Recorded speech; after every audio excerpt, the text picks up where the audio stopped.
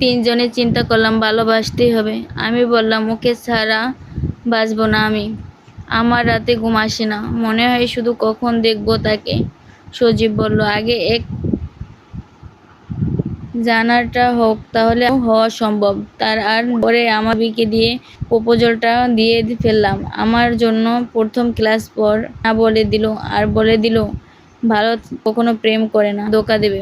এই কথা শুনে আমার তো মন খারাপ, কোনো কথাই নেই। ক্লাস করে করলাম ক্লাস কোনো কথা না বলে। আমি মাঝে মাঝে খেয়াল করছিলাম আমাকে দেখছে। আমি টিফিন না ক্লাসের এক কোণে বসেছিলাম, ক্লাসের জন্য ছিল না। এমন সময় ও